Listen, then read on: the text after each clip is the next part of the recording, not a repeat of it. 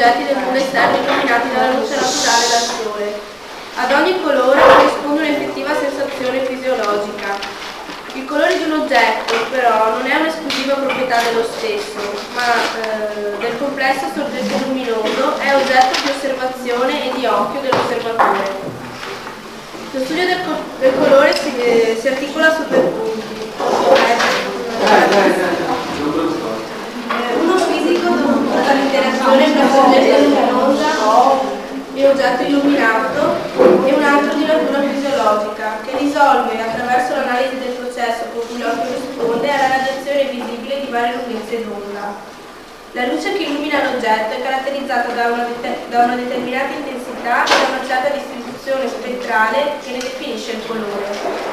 Un colore in sé non dice mai nulla, e questo secondo me, e lo sa vorrei sapere per gli studenti, cioè noi lavoriamo solamente nel campo dell'accostamento dei colori, senza chiederci, e invece questo è importante, sapere quanto l'occhio ci dia la possibilità di vedere, perché io ho sentito che il nostro occhio ha una limitatissima gamma di colori rispetto a quelli che si potrebbero vedere. Ecco, basta. Il giallo con il viola, se usato in una certa maniera dà fastidio. No, se uno piace, vabbè, può usare. Però, scusa un attimo, posso finire?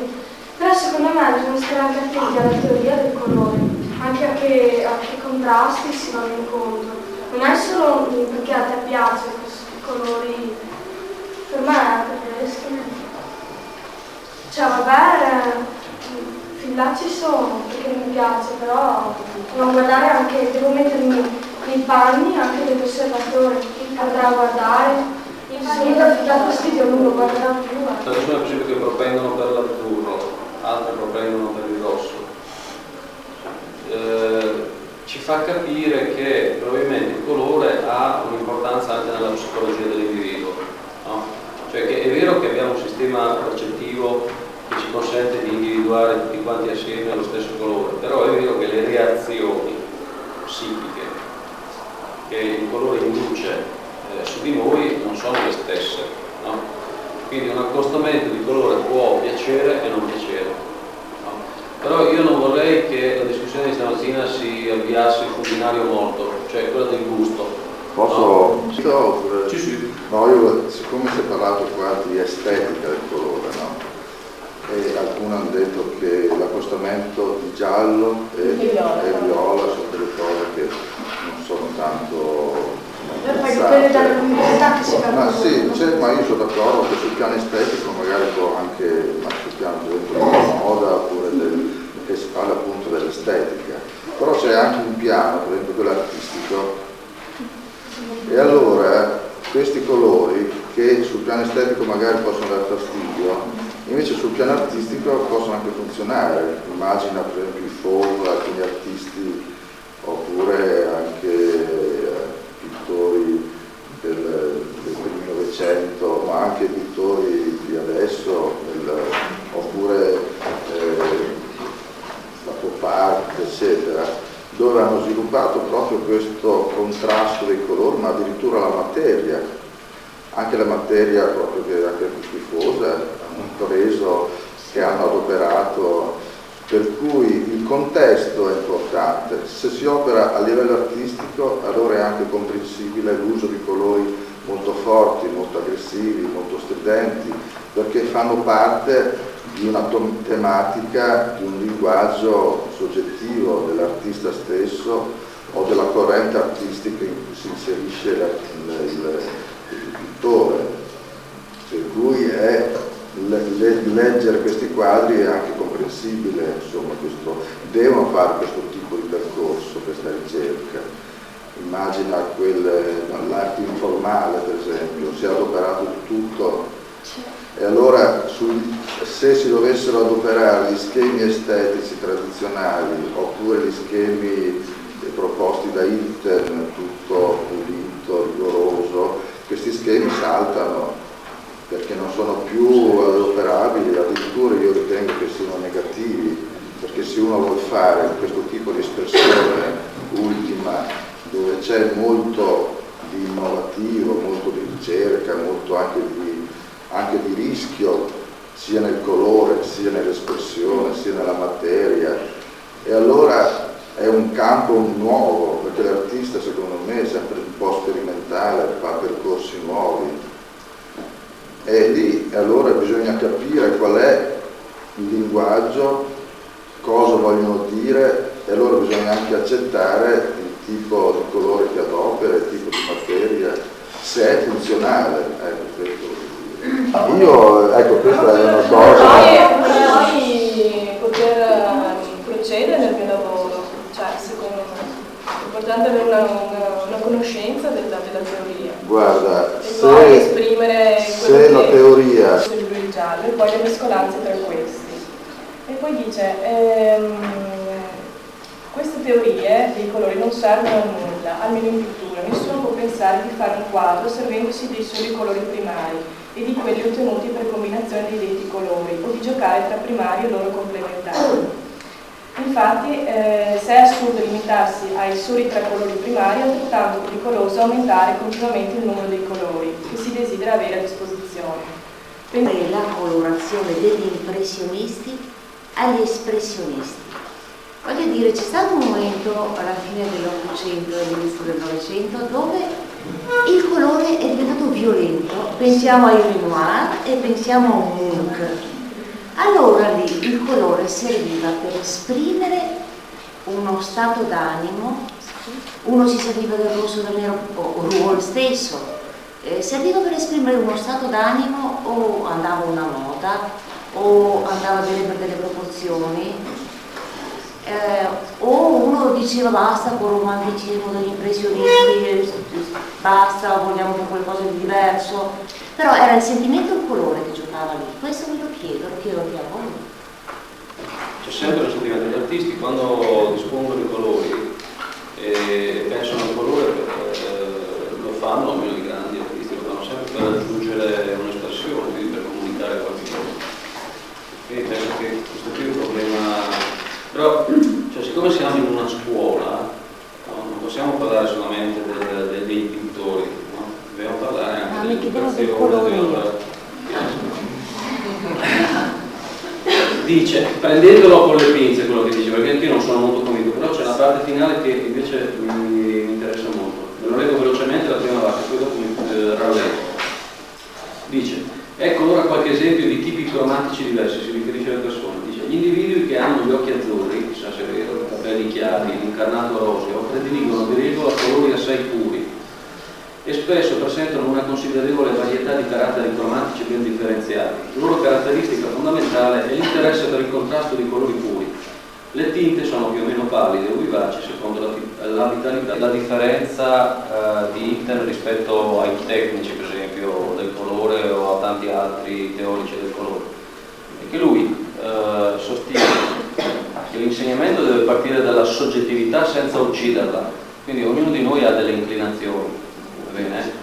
Però poi dopo ci deve essere un insegnamento delle leggi del colore e quindi del linguaggio del colore. Quindi a me interessa, almeno secondo il mio parere, interessante l'approccio di Hinton, proprio perché è un approccio che si muove su un equilibrio molto molto difficile fra il rispetto della soggettività individuale che uno può avere per il colore, no?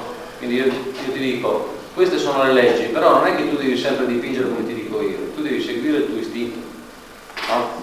Cioè il tuo lavoro artistico è un gioco di equilibrio difficilissimo ma affascinante fra la tua soggettività, le tue propensioni per il colore e però la conoscenza di alcune regole.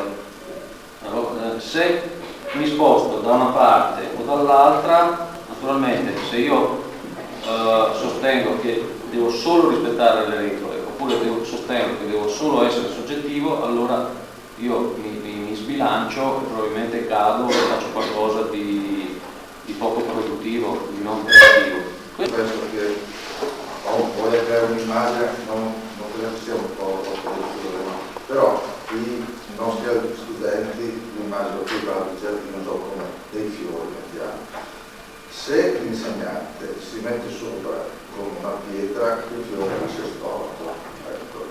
Ma penso che anche Hitler non è che scherzi tanto sul fatto lascia libertà, come dici tu, però dice anche di guardarsi allo specchio e vedere che colori ha i capelli, gli occhi. È una ragazza che si guarda allo specchio e io ho gli occhi azzurri, i capelli rossi, allora dovrai dipingere come dice il libro, chiari, già comincia a avere dei problemi, dice che dovrei fare così, ma che invece magari sarà una tendenza. La Fischer non si guarda allo specchio. Per essere artisti, mi ricollego anche quello che diceva il signor Paolo, bisogna rischiare qualcosa, rischiare proprio sul piano appunto della ricerca e dell'invenzione nuova, sia però che parta dalla propria personalità e da se stesso parte, prima conoscendosi come uno è, che tipo è, proprio sperimentando, e poi dalla sua capacità culturali, della sua capacità di apprendere in che mondo vive, che linguaggio c'è, di essere nel tempo in cui si vive e di esprimersi in base ai linguaggi che si usano nel tempo in cui vive, capire cosa la circonda, cosa circonda la persona, esprimere il tempo in cui vive, perché poi deve esprimere il tempo in cui vive, attraverso la propria esperienza, il proprio filtro, proprio se stesso, non il filtro dato da qualcun altro, da qualche schema, persona che ti dà degli schemi. Cioè deve essere un rischio tutto personale. Ecco, questo è. Gianni. È vero. Per me Questo anche per me. E abbiamo sempre fatto tavole di teoria, quindi abbiamo sempre eliminato la nostra parte un po' interiore, no? E abbiamo sempre seguito un po' sti schemi così Anche razionali. perché si deve fare i conti con una realtà ben diversa da quella che è quella dell'artista. Cioè, parlo per esperienza personale. Va bene, comunque anche eravamo sempre all'interno di Abbandonare l'ambito, dicevo, si può sempre, siccome lui è un pittore e nato come pittore, insegna anche come pittore, con la differenza, lavoro con molti colleghi. Comunque, per ritornare a quello che diceva Antonio sui lei, quando ero una giovane insegnante affascinata da Ite, ho provato a vedere se era vero questo esempio che porta sulle ragazze bionde e brune rosse, così. E ho verificato che si parla proprio di psicologia e di interiorità. Ho verificato che non era del tutto sbagliato. Poi naturalmente ci sono i casi della bionda che fa i dolori precisissimi e la bruna magari spegni, però direi che in generale si potevano riscontrare queste cose qua. Addirittura poi parla che mangiando certi tipi di alimenti come l'aglio si è influenzati, no? Sul colore. Secondo me questo istituto teneva molto sia molto vincolato, secondo me, agli studenti e a quello che dicono i professori, perché danno una traccia e devi essere dentro a quello. E invece secondo me dovrebbero darci più, non dico più libertà, perché questo magari porterebbe a andare fuori da quello che è esterno, però magari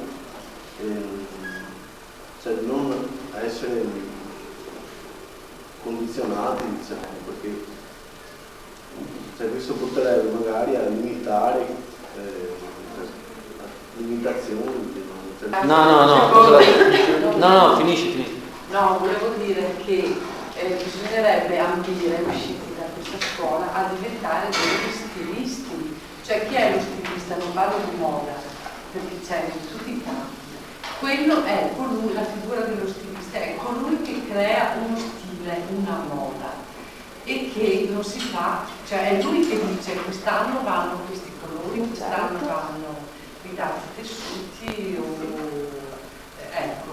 Allora ambire, è chiaro che da giovane bisogna fare la gavetta e a 20 anni non si può uscire e diventare stilisti, però c'è chi ha 18, 21 in età giovane, non so, perché parlare di moda, i Dolce e Gabbana sono giovanissimi, ecco, e loro non sono condizionati, per cui la vostra aspirazione non è di diventare, cioè passerete per forza come operatori artistici lavorando nei vari studi, almeno di auto, insomma, però puntare ad essere voi a dettare cioè a non avere imposizioni né sul colore, cioè né sugli impostamenti di colore né su altri condizionamenti, voglio dire, insomma. Cioè puntare ci sono quelli che dettano le regole, come ci sono su una miriade di artisti, quanti ce ne sono oggi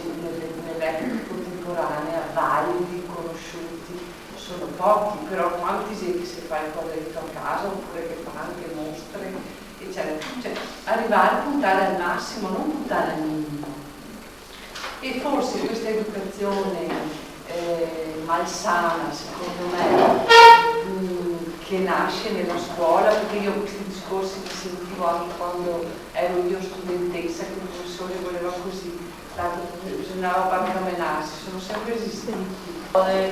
Innanzitutto al discorso che diceva lei, che il professore le dice che noi usciamo artigiani, non siamo artisti, secondo me la cosa è la stessa, perché cioè, il professore non è che dice esce operaio, va a lavorare nella catena di montaggio, esce artigiano crea comunque, cioè che sia un pittore, che sia uno che restaura, quello è un artista, cioè bisogna avere. E poi anche il discorso che i professori secondo me devono sempre intervenire nello sviluppo di un artista, perché cioè, io in prima posso entrare e se mi dicono fai quello che vuoi, non so da che parte iniziare, però che in quinta se io entro in classe il primo giorno mi dicono fai quello che vuoi, non so cosa fare, cioè non cambia niente. Poi a seconda della mia maturità artistica il professore deve intervenire, cioè, in diverso modo, però secondo me serve sempre una guida. Appunto, e vale anche il discorso che quando si esce si fanno anni di gavetta, perché? Perché ci serve sempre una guida, comunque c'è una guida, cioè ci vuole moltissimo tempo prima che una persona sia indipendente, indipendente si studia per anni, però se si studia vuol dire che serve comunque la guida. No, non esiste il linguaggio dei colori, no? Esistono tanti linguaggi, tanti modi di esprimersi. Allora l'interrogativo è: questo linguaggio è selvaggio, cioè non ha regole, si esprime nella spontaneità più assoluta, va bene? Cioè allora io posso diventare artista se ritrovo una mitica spontaneità primitiva, oppure posso diventare artista se oltre a seguire il mio istinto conosco delle regole. Io qui sotto mano di nuovo internet, dopo si dirà in giro che sono fissato con internet. Dice, ci sono 7 contrasti nei colori. Contrasto di colori puri, di chiaro scuro, freddo e caldo, complementare, simultaneità, qualità, quantità. No? Se io imparo questi 7 contrasti, non è che sono diventato artista.